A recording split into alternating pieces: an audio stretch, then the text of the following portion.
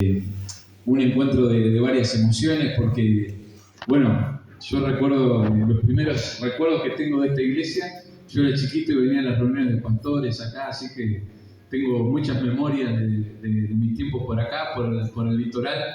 Amo este lugar, así como Dolores, mi ciudad natal, y Mercedes. Toda esta zona está muy cerca de mi corazón siempre, y oro por ustedes, amén. Oro siempre por Mercedes. Es una de las ciudades que recurrentemente está en mis oraciones, amén, porque sé que aquí en Mercedes Dios ha hecho cosas grandes y seguirá haciendo cosas grandes, amén. Así que quiero que también le demos un fuerte aplauso a Emma y Val, que han venido a acompañarme, amén. Gracias, amigos. Y también traigo los saludos de mi esposa y mi pequeña, que andan por Minas de vacaciones en la casa de mis suegros, así que bueno, reciban sus saludos también. Y bueno, y ni que hablar que me gozo mucho de ver cómo la obra del Señor va creciendo y el excelente trabajo que están haciendo nuestros amigos Fede, Vicky y todo el gran equipo que los está ayudando. Así que creo que todos se merecen un fuerte aplauso. ¿Amén? Por todo lo que han logrado. Una bendición para el pastor Joel también, que me recuerdo de muchos años. Sí, me acuerdo de una campaña que se hizo en el Surubí. ¿Cómo era que se llama el club? No. Sí, ahí sí. ¿Surubí? Ahí, una campaña hace muchos años. Yo estaba con el sonido, me acuerdo, ayudando en ese tiempo, así que en aquellos tiempos tengo gratos recuerdos de Mercedes. Bueno, yo quiero compartirles una palabra que Dios puso en mi corazón para ustedes. Amén. Yo le pedí al Señor que me diera una palabra y esto fue lo que el Señor puso en mi corazón. Así que quiero, por ahora, que no abran su Biblia, porque si no ya se van a enterar de qué voy a predicar. Vamos a hacer una oración y ahora en un momento vamos a ver nuestra Biblia. Señor, te damos gracias por este momento.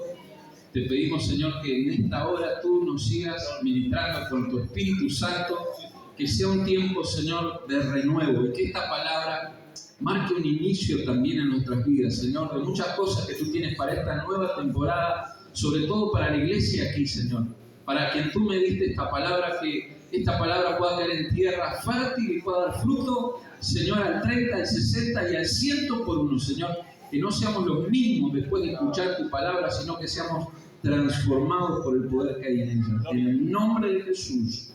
Amén.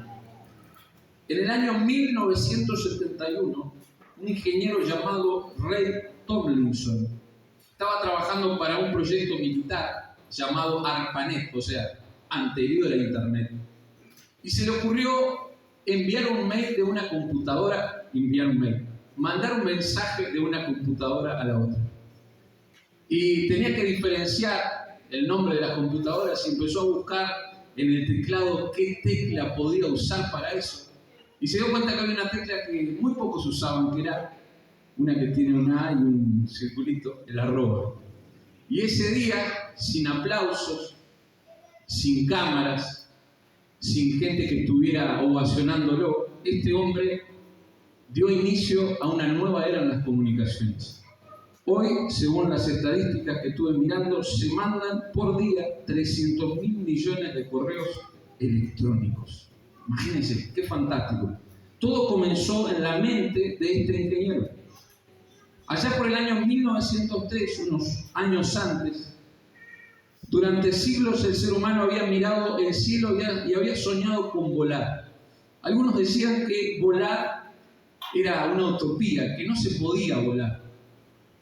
Pero unos hermanos, los hermanos Orville y Wilbur Wright, dueños de una pequeña tienda de bicicletas, no entendieron el no, sin estudios universitarios, sin instituciones que lo apoyaran.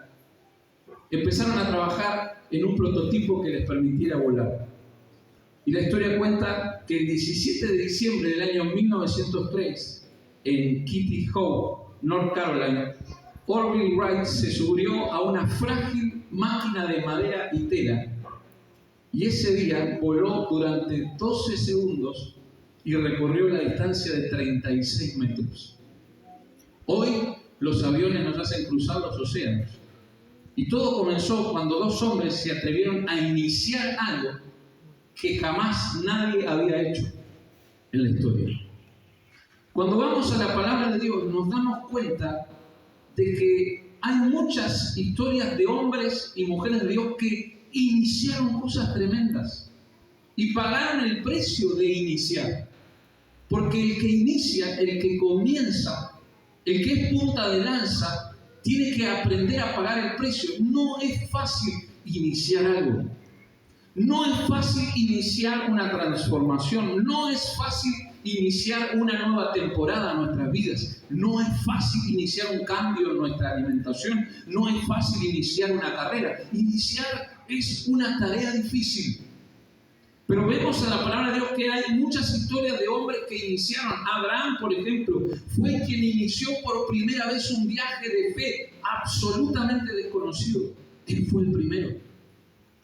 Tenemos otros hombres como José, que fue el primer gobernador del pueblo de Dios en una tierra extraña. A él le tocó iniciar una tarea que para otros hubiera sido impensable, ser gobernador del mayor imperio que existía en ese momento.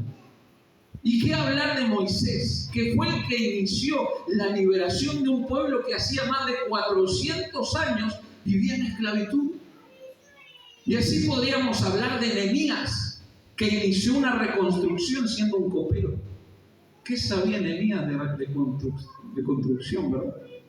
Hoy me reía porque yo tengo la costumbre de golpear las paredes y decir esto es yeso. Yo no sé nada de construcción, pero era atrevido nomás, ¿no? ¿Qué sabía Nehemías? Nehemías tenía pasión, pero no sé si sabía mucho de construcción, pero se animó a iniciar un proceso de reconstrucción. Y hay otros, como David, que inició una nueva temporada en su vida cuando se enfrentó nada más que nada menos que a Goliat y lo derribó sin preparación bélica. Inició una temporada donde Dios lo empezó a levantar. ¿Y qué decir de Pedro, que inició como un gran evangelista y estaba preparado para ser pescador? Pero Dios le dio el privilegio de abrir la temporada más gloriosa que hasta el día de hoy existe, que es la temporada de la iglesia, de la predicación del evangelio. Pedro fue el que tuvo el privilegio de iniciarlo. Pablo también inició una temporada gloriosa cuando Dios le llamó camino a Damasco. Nunca más fue igual Pablo e inició un tiempo poderoso. Creo que todos se dieron cuenta de que hoy vamos a hablar de iniciar. Porque la palabra que Dios me entregó para ustedes es que Dios les ha puesto en un tiempo de iniciación, de iniciar cosas nuevas. De iniciar cosas que tal vez nunca se hicieron. Y uno dice, pero Johnny, ya, ¿cuántos años hace que está el Evangelio en Mercedes? No importa, Dios es un Dios de cosas nuevas. La palabra no cambia, ¿amén? Pero las estrategias, la visión, todas las herramientas, Dios te puede proveer, le puede proveer aquí a la iglesia, casa, de cosas que nadie ha hecho. Y tal vez los pastores están pensando en cosas y dicen, no, esto es muy loco. Y el Señor le dice, yo los he llamado para iniciar. Amén. Para iniciar hay que pagar un precio. Y si hay una historia, el Señor colocó en mi corazón esta historia, por eso quiero que vayamos al libro de Jueces, capítulo 6. Para ver a un hombre que inició una nueva temporada para el pueblo de Israel. Una temporada diferente. Pero vamos a ver lo que estaba sucediendo en el momento en que Dios llama a este varón. Dice Jueces capítulo 6, verso 1. Si lo encontraron pueden leer allí conmigo. Dice, los hijos de Israel hicieron lo malo ante los ojos de Jehová. Y Jehová los entregó en mano de Madián por 7 años, y la mano de Madián prevaleció contra Israel. Y los hijos de Israel, por causa de los madianitas, se hicieron cuevas en los montes, y cavernas, y lugares fortificados. Pues sucedía que cuando Israel había sembrado, subían los madianitas y amalecitas, y los hijos del oriente contra ellos subían y los atacaban. Y acampando contra ellos destruían los frutos de la tierra hasta llegar a Gaza. Y no dejaban qué comer en Israel, ni ovejas, ni bueyes, ni asnos, porque subían ellos y sus ganados y venían con sus tiendas en grande multitud como langostas. Ellos y sus camellos eran innumerables. Así venían a la tierra para devastarla. De este modo empobrecía Israel en gran manera por causa de Madián. Hasta que vamos a cerrar por ahora. Mantenga su Biblia o su dispositivo en ese lugar. El contexto era caótico. Había por un lado decadencia espiritual. Dice que Israel había hecho lo malo ante los ojos de Dios. O sea que espiritualmente el contexto en el que este varón es llamado era deficiente. A esto sumemos lo que dice que Dios les había entregado en las manos del enemigo. O sea que ya no contaban con la protección de Dios. Imagínense qué terrible, hermanos, es que Dios ya no los proteja, que nos deja expensa del mundo. Esa era la situación que estaba enfrentando Israel. Ya no tenía protección. La mano de Dios se había retirado y los había dejado a expensas del enemigo. Esa era la situación de decadencia espiritual. Pero también había decadencia emocional. Porque quiero decirles algo, que cuando nos debilitamos espiritualmente, también nos debilitamos emocionalmente. Si no, fíjese cómo está Uruguay respecto a la depresión, al suicidio, a las enfermedades del alma, del corazón, la ansiedad, los ataques de pánico. ¿Cuánta gente que está allá afuera en depresión? Pero eso viene a raíz de una condición espiritual triste. Y esa es la condición en la que vive Israel.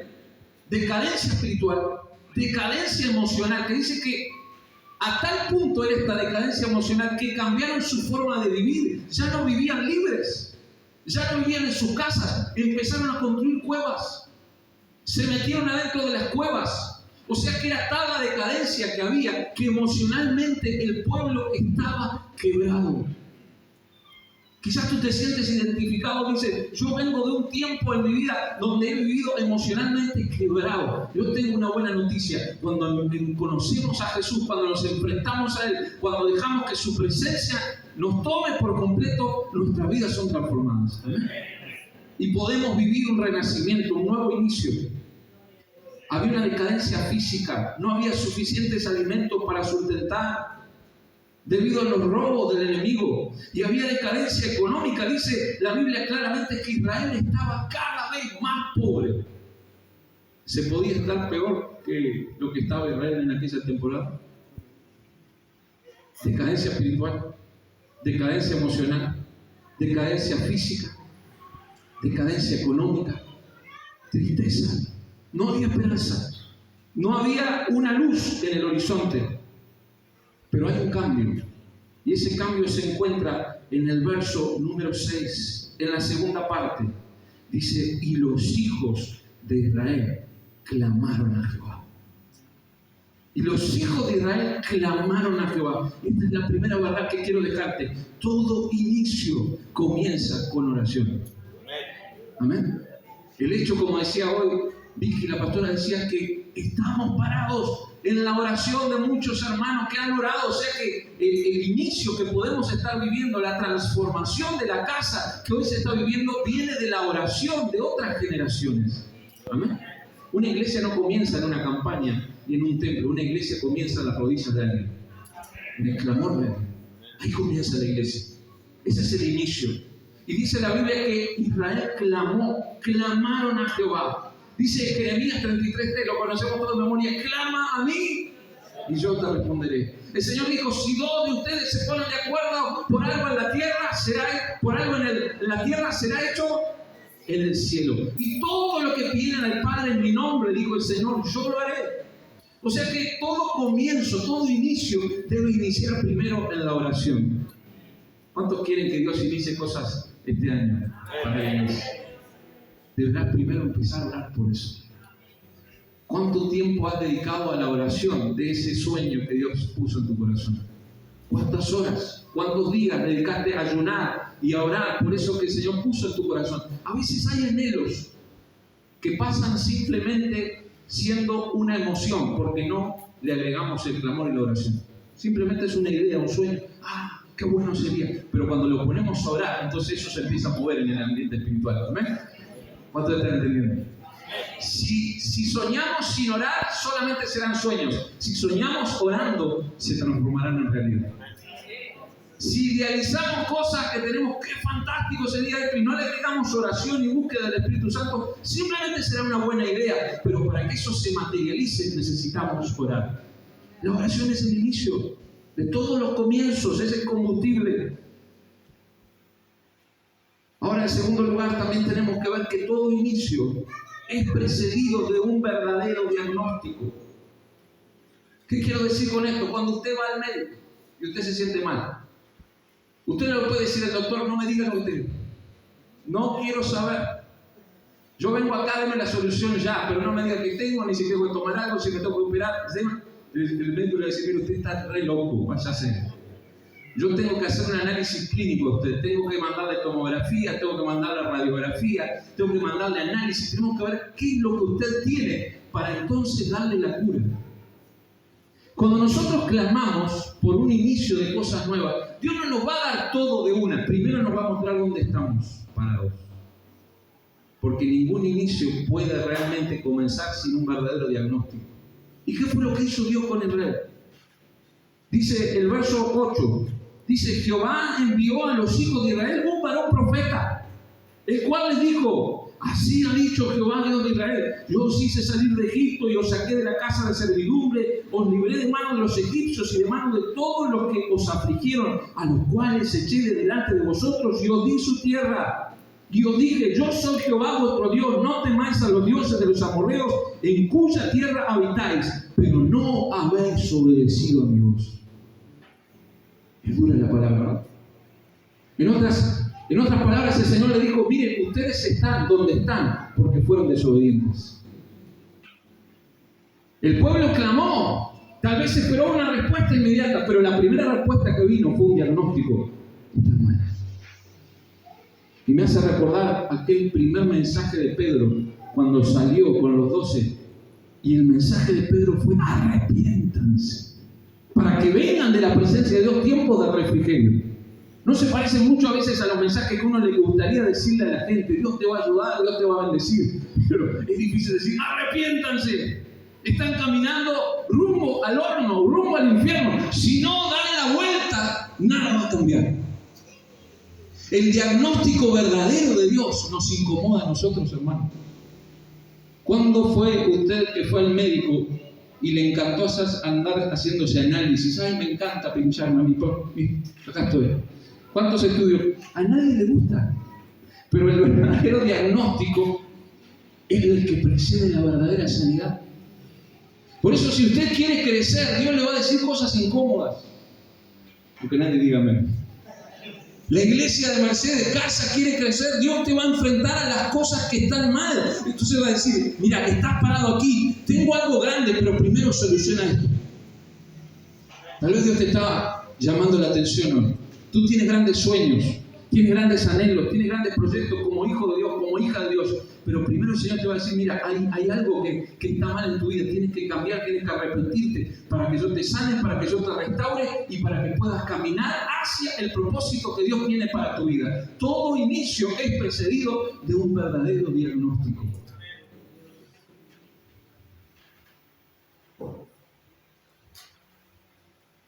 Y luego llega esa declaración que Dios le hace a Gedeón.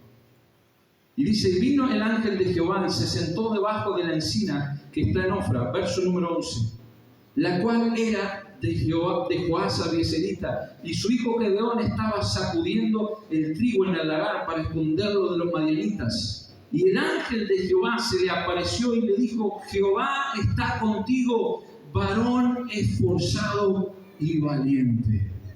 Y aquí viene la tercera verdad. Todo inicio es protagonizado por quienes están dispuestos a servir en los peores momentos. Hermanos, servir cuando las cosas van bien es fácil. Servir cuando hay un gran panorama y uno dice, wow, qué tremendo todo lo que está pasando. Porque a veces el pastor nos puede compartir una visión, iglesia, que Dios puso en su corazón y usted dice, estamos lejísimos.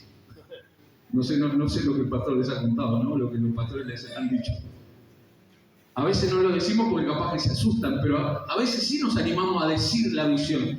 Y algunos pueden decir, pero estamos lejísimos de eso. Pero yo quiero decirte que los verdaderos inicios se protagonizan con gente que sirve en los momentos donde a veces no se ve el resultado aparente. Pero hay un sueño y una visión y uno se prende a esa visión para iniciar algo de Dios. ¿Cuántos dicen amén? ¿Cuántos quieren iniciar algo poderoso en este tiempo? Amén. Yo leí muchas veces este pasaje sin entender que Gedeón estaba haciendo algo muy valiente. Porque muchas veces había predicado este pasaje y decía, Gedeón estaba escondido. Pobre Gedeón lo retiraba del piso, ¿no? Pero el otro día cuando el Señor puso esta palabra en mi corazón dije que prediqué equivocado, porque la gente estaba escondida, pero Gedeón estaba trabajando. O sea, no es que Dios vio el futuro de Gedeón, Dios ya vio el presente. Era un hombre esforzado y valiente trabajando cuando otros estaban escondidos. Cuidando un poco de trigo, aunque sea para alimentar a su casa, a su gente. Haciendo la tarea difícil. Como decimos habitualmente, ensuciándose las manos en el barro. Era ese Gedeón. Aunque en su corazón había mucho resentimiento, ahora lo vamos a hablar, había mucho rencor hacia las cosas de Dios, pero él era un hombre esforzado y valiente. Dios quiere gente esforzada y valiente. ¿Cuántos esforzados y valientes hay aquí? Los que sirven en los peores momentos son los verdaderos protagonistas del grandes cambios. Una vez escuché a alguien decir que cuando los barcos se hunden, los primeros que se van son las ratas. Cuando llegan los momentos difíciles, esto ya no me sirve. Por eso en la iglesia tenemos que aprender a resistir, aun cuando no vemos el resultado de nuestro trabajo en la dimensión que lo soñamos alguna vez. Tenemos que aprender a persistir hasta ver que la gloria de Dios se manifieste como Él lo prometió. ¿Cuántos dicen amén? Gedeón era un varón esforzado y valiente. La pregunta que hoy te hago es, ¿qué está diciendo el cielo de ti en este momento? ¿Qué está diciendo el cielo de ti? De Gedeón el cielo decía, eres un varón esforzado y valiente. A pesar del dolor, a pesar de la crisis, a pesar de que la familia no te acompañe, a pesar de que tus hijos no te entiendan, tu esposo, no importa, tú persiste en aquello que aprendiste, préndete a la visión de la iglesia, Dios te va a sorprender en este tiempo. El cielo tiene que decir lo mismo que dijo de Gedeón, eres un varón, eres una mujer esforzada y valiente. ¿Cuántas mujeres esforzadas y valientes hay aquí, verdad? No me convencieron. ¿Cuántas mujeres esforzadas y valientes hay aquí? ¿Cuántos varones esforzados y valientes hay aquí? Y Gedeón le respondió, Señor mío, si Jehová está con nosotros, ¿por qué nos ha sobrevenido todo esto? ¿Y dónde están todas sus maravillas que nuestros padres nos han contado diciendo, no nos sacó Jehová de Egipto y ahora Jehová nos ha desamparado y nos ha entregado en manos de los madianitas? ¿Sabe lo que me demuestra? Que en los inicios Dios nunca llama a la gente perfecta. Porque si hay alguien que no era perfecto, evidentemente era Gedeón. Estaba con una crisis de fe terrible. Ni creía en Dios. Capaz que uno lo lee y dice, no es tan así. No, ni creía. Dice, si Dios está con nosotros. Mirá todo lo que nos ha pasado. A mí me vas a decir, o sea, le estaba hablando un ángel, ¿no? Pero el tipo estaba tan enroscado en su rencor. Una crisis tan grande de fe. Yo sé que ustedes no han tenido crisis de fe. Algunos saben. Esos momentos donde usted dice, ¿valdrá la pena todo este esfuerzo si todavía no he visto ningún resultado?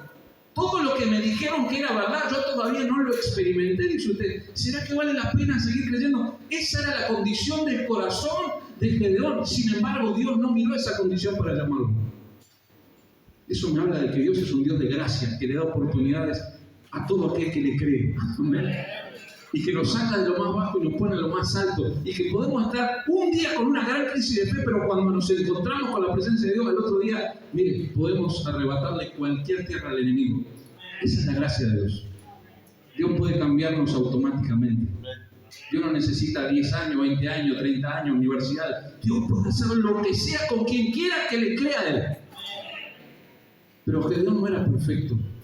Así como ni usted ni yo somos perfectos. Pero en los inicios Dios nos llama a los perfectos, porque si buscara perfecto no habría ningún inicio. Y mirándole Jehová le dijo a Gedeón, ve con esta tu fuerza y salvarás a Israel de la mano de los madianitas. ¿No te envío yo? Todos los inicios se construyen a través de gente protagonista. Si es que puedes ver el problema, mira, te voy a decir algo. Si es que tú puedes ver el problema, es porque Dios quiere hacerte parte de la solución. No es para que critiques. Yo cuando dice, no, yo me di cuenta de tal y tal cosa que debería ser así. Me di cuenta que esto lo deberían hacer de otra manera. Me di cuenta. Bueno, si es que tú estás viendo el problema, es porque Dios quiere hacerte parte de la solución. En Hechos 6 dice que la gente se fue a quejar a los apóstoles y les dijo, mira, las mesas están mal servidas. La gente no tiene, las viudas están mal atendidas. Y me encantan los apóstoles. Dijeron, no dijeron, no, son unos carnales, ese problema no existe. Quiero que a veces los líderes podemos caer en eso. No, son carnales. Cuando la gente habla mal de cosas que están pasando en la iglesia, los líderes podemos correr, estos carnales, pero a veces son cosas que están pasando de verdad. Y la gente nos llama la atención y nos dice, mirá pastor, esto está... Los apóstoles nos dan una clase tremenda de liderazgo. Dice, muy bien, es verdad, pero nosotros no vamos a descuidar nuestra tarea. Así que vamos a hacer lo siguiente, hagan una elección, elijan gente encargada y ustedes voten. Y lo mismo que se fueron a quejar los hizo parte de la solución. Y la obra de Dios siguió avanzando y los apóstoles siguieron dedicándose a la palabra y a la oración, no descuidando su verdadero ministerio. Entonces, la iglesia es un cuerpo. ¿Cuándo sabían eso? Si tú ves que a la iglesia le faltan cosas, es porque Dios quiere hacerte parte de eso que le falta a la iglesia. Si tú ves que a la iglesia le falta algo, es porque Dios te está llamando a hacer ese algo. Si no, Dios no te lo mostraría. Dios le da visión a aquellos que quiere usar. Amén. No para criticar, para murmurar. Y te voy a decir esto porque para que estemos orando. La típica, ¿verdad? Te lo digo para que estemos orando. Acá no pasa, yo sé, pero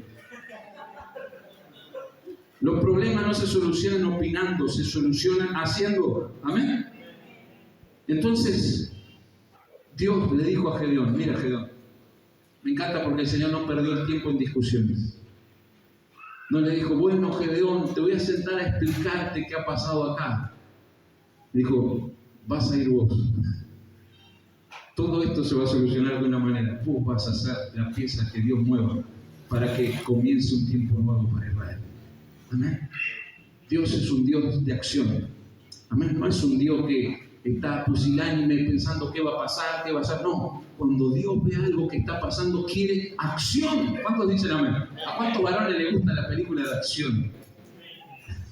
Que hay sangre, que hay avance, ¿no? Que hay conquista. Bueno, Dios es un Dios de acción. Al Señor le encanta que la iglesia avance. Amén.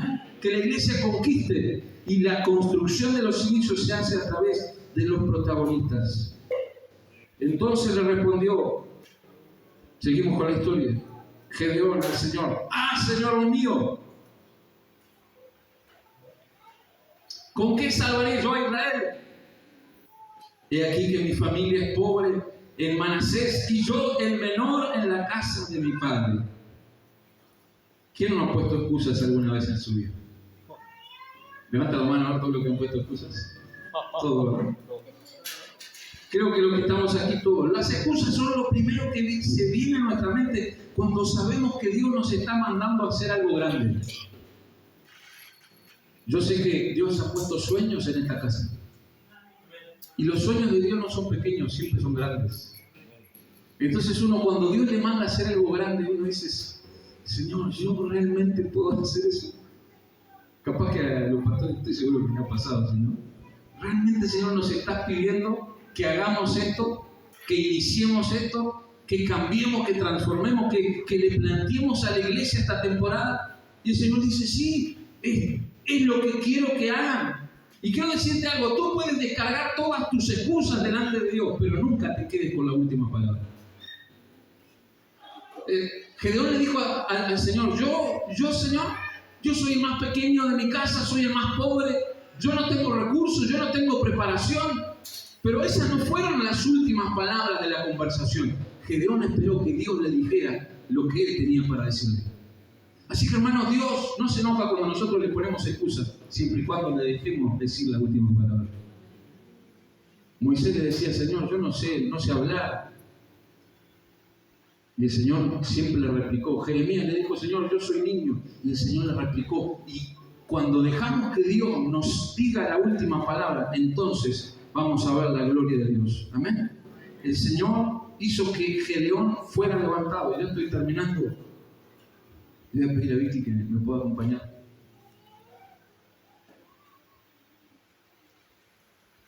Aunque vengan a tu mente muchas excusas en este tiempo, nunca debes olvidar que Dios es más poderoso que todos tus límites hoy día. Amén. Dios es más poderoso. Dios es más poderoso que todos tus límites. Dios es más poderoso que todos tus fracasos. Dios es más poderoso que todas tus limitaciones emocionales, mentales, espirituales. Dios es más poderoso. Amén. Y a veces tenemos que aprender a esperar y a confiar. Y a confiar en la visión. Todos sabemos cómo termina esta historia. Dios levanta a Gedeón, lo hace pasar por un proceso de tener un gran ejército a tener un pequeño ejército. Se glorifica el Señor, le da una liberación de los madianitas y Gedeón se ha levantado como un gran líder por muchos años. Eso es con el diario del lunes, pero todo este es el inicio. El inicio. Hermano, la mayoría de los sueños de Dios mueren en esta etapa, en el inicio. A veces uno mira y dice, esta persona pintaba ser una gran mujer de Dios, un gran hombre de Dios. ¿Qué pasó? Se quedó en el inicio. Esta iglesia tenía mucho de Dios por delante. ¿Qué pasó que se estancó? Se quedó en el inicio.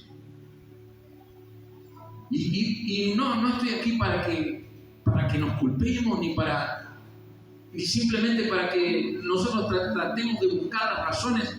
Lo que estoy tratando de decirte es que todo lo que Dios quiere hacer siempre es bueno y siempre va mucho más allá de nuestros límites.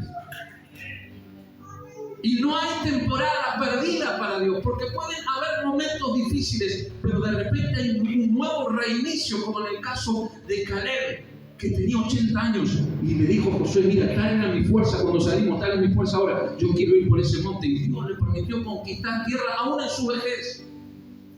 O sea que Dios siempre quiere iniciar cosas nuevas. Depende de cada uno de nosotros. Y a los 65 años de Casa Iglesia es una temporada de nuevos inicios. Van a pasar cosas nuevas que nunca pasaron aquí. ¿Cuánto dicen amén? Van a venir nuevas estrategias que nunca se usaron. Cosas novedosas. Cosas que en otros momentos no se hicieron y van a dar resultado, o cosas que tal vez se hicieron hace muchos años, tanto que ni se acuerdan cuando se hicieron y se van a volver a hacer. Y Dios va a traer un tremendo resultado. Y va a parecer algo nuevo, pero en realidad es algo muy viejo que Dios lo resucita para una nueva temporada. No sé si me están entendiendo. Porque Dios hace como Él quiere hacer. Usa a quien quiere usar. Capacita a quien quiere. Siempre y cuando estemos dispuestos a pagar el precio de salvos que inician. Críticas, burlas, desprecios, comentarios negativos, gente que se va a bajar. Pero cuando vean la gloria de Dios, cuando vean los milagros, cuando vean la manifestación del poder de Dios, muchos van a decir, era verdad que no era una locura, que no era un sueño loco, era lo que Dios realmente quería hacer en ese lugar, en esa familia, en esa vida. Ponte de pie conmigo para terminar.